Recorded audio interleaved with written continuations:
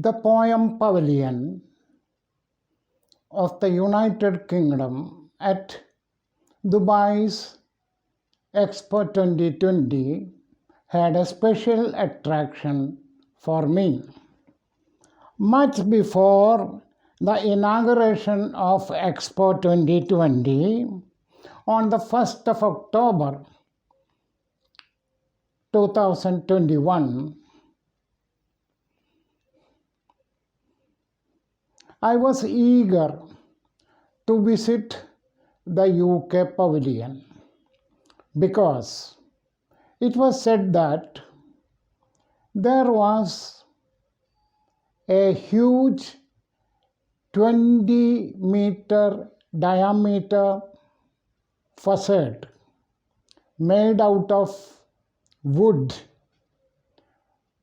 which would show couplets made by artificial intelligence driven algorithms from words donated by every visitor to the pavilion.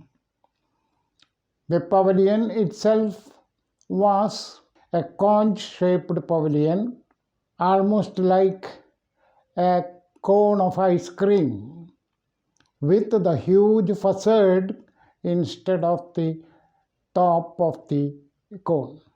So, I eagerly went to the UK Pavilion, and it was very difficult to climb the ramp because it was a long ramp. So somehow or other I was permitted with the help of my daughter arguing with the watchman to go up the lift at the back of the pavilion, and we came up to the huge hall where the words for the poems were being donated. When we came to that huge hall, into the mouthpiece, I donated a word which was very much in my mind. Soon after visiting the Egyptian pavilion and the obelisk images there, and also the Vatican or Holy See pavilion where the huge obelisk in front of the St. Peter's Basilica was shown, the obelisk was very much in my mind. And therefore, I naturally thought of the obelisk crosses of Kerala or rock crosses of Kerala. So straight away I donated the word rock cross at the mouthpiece. But the computer rejected my donation, saying that that word was not in the Oxford Dictionary. So I thought what other word I could contribute. Straight away what came to my mind was the word peacock. One reason the peacocks are there on the rock crosses. Another reason, the peacock is the national bird of my country, India. And the third and probably more impressive reason was when in my boyhood we had a domestic peacock in our house, and I used to pluck a feather of the peacock when it was dancing, when it could not see the backside because the feathers are in a huge fan-like arrangement when it dances. So I used to pluck once in a while a feather to present it to my friends in the school. When grandfather saw this once, he gave me a terrible beating. Anyway, so I contributed the word peacock. Immediately, a poem, a couplet came up saying your couplet, and the the words were there. I read it. Of course, I cannot say that those words were the highest poetry. But these words, these poems or couplets were made from some 5,000 poems of some 100 British poets, curated by a team of poetry curators. And this couplet was straight away seen on the facade. Even from the inside the pavilion, you could see the back of the facade where these couplets are seen. And when you come out of the pavilion and when you are in front of the pavilion, on this huge disc of a facade, you could see these couplets. These couplets, I was told, were meant for any alien intelligent enough to read the poem and be interested in the culture and life of the earth. Anyway, I saw this poem, this couplet. Then the mouthpiece asked me to contribute one more word. The word I then contributed was Lotus. Again, because the lotus is there at the bottom of every rock cross. Also because the lotus is the national flower of India. And also because we had a huge lotus pond in my boyhood. And this had attracted me very much in those days. So I contributed the word lotus.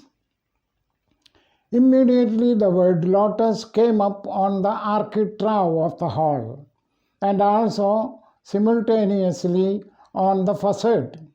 And also a couplet, your couplet, they said, the computer said, and I was given a couplet.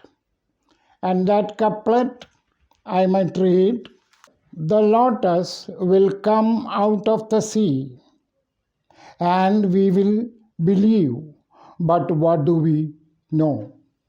This was the couplet that was contributed by the computer, the artificial intelligence driven algorithm, and it was there on the facade. Again, as I said, I don't know whether this could be considered the highest form of English poetry. As a student of English literature for many decades, I had a special fascination for English poetry, and that was what brought me to the UK Pavilion. Also in the UK Pavilion, there was a pub or a restaurant named 1851.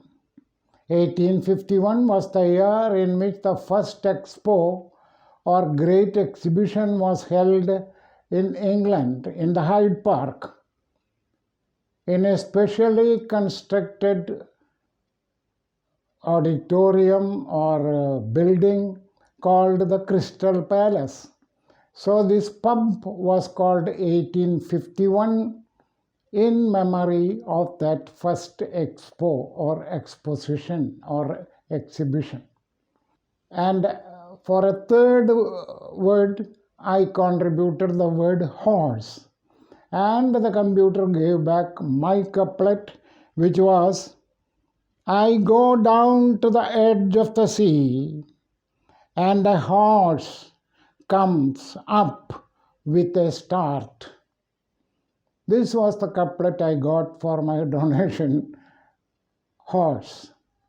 And the mouthpiece asked me, because she was rather impressed by my interest in English poetry, and I was asked to contribute one more word, and I contributed the word brook. When I was contributing the word brook, I thought maybe a piece of poetry from Tennyson's poem on the brook might come up. When I contributed the word lotus, I thought something from the lotus eaters might appear. But of course, these were all new couplets made on the spot by the algorithm from the huge collection of poems that had been gathered and curated by the team of curators. So now finally I gave the word brook, and the poem that came up was: the brook is silvery and the water is bright, and the sand is very golden, so we pass. So with that, we passed out of the mouthpiece area, and as directed by the mouthpiece, we went down to the reception, near which she told us there is Nicola Antony's art creations which could be visited. But when I came to the reception, immediately next to that there was the pub, which was an interesting place. Actually, the pub of 1851 looked more or less like any of our village small tea shops, with long tables and glass boxes containing food items and drinks and so on. So I had a peek at the pub, especially because I was fascinated by the idea of the English pub. We have read a lot about these pubs and ale houses in connection with Charles Dickens, in connection with Dr. Johnson and other literary figures. So I was fascinated by this pub, and especially because of its name, 1851. But next to the reception, there was a room. We entered that room and found the art creations of Nicola Antony. I asked the watchman, who was not very cooperative, but I asked him, could I speak to Miss Nicola? He said she is not here. Tomorrow she might come. This is what he told me. But looking around, I saw she was sitting inside a cage-like arrangement, making an art creation, and the whole room was full of her art creations. So I went and had a chat with her. She had a remote Calcutta origins, and she gave me her card, which I am displaying here for those who are interested in contacting her. Of course, I am displaying it without her permission, but I am sure she will understand. And we discussed the art creations, which you can see here, for a few minutes. And then we went out. So when we came out of the pavilion, looking back at the facade, we were able to see two of my couplets on the facade, still almost about to disappear at the bottom. But one thing I forgot to say, and that is this whole idea of the poems like this came from an idea of the renowned theoretical physicist Stephen Hawking. Stephen Hawking had many interesting ideas. He thought that if these poems are exhibited like this, an alien from some other planet or some other place in outer space, if that alien is intelligent, be able to read and understand the life and culture of the earth, whatever that is, Stephen Leacock had very great ideas, very new ideas, novel ideas.